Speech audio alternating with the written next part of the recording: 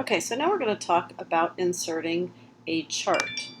So if I come back to the chart menu, let me get my cursor down below here, and I come to the chart, insert chart, I have a variety of charts that I can insert. I already have a bar graph here, so we're going to start with a pie chart. It's going to take just a second, and you can see there it is. And now this is not editable. This is really an image. And in order for us to edit these fields and make changes to make it ours, we need to go up here to our linked chart options. And when I use my menu to drop down, I'm going to choose open source. This is going to create a new spreadsheet for me that has already got the fields typed in that I see on my chart, on my pie chart, and now these I can edit. And so if I want to make the changes, and you can see my pie chart just showed up, and if I want to change these to people's names, I can do that, and now I can change the data.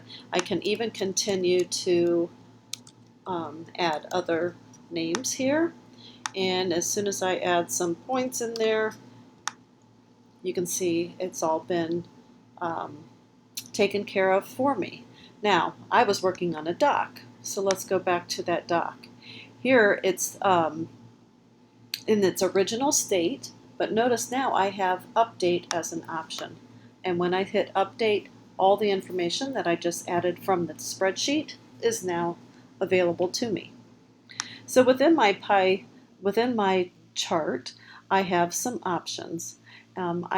This is treated as an image, so when I say image, use my more menu, I have some different items that I can pull up. Size and rotation, I can, as long as I have this on lock aspect ratio, I can start to make some changes and everything stays proportionate. It's not going to look warped or crooked.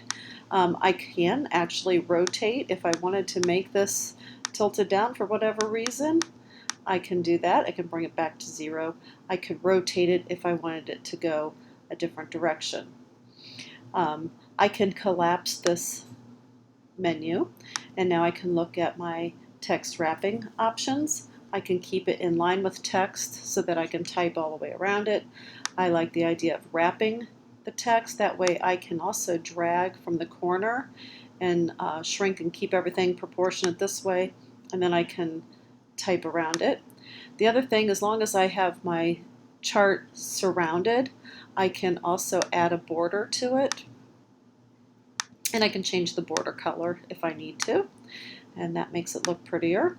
As long as I have the image selected, then I can use my options over here. I can position it on the page. I can recolor if I don't like the color choices that are there.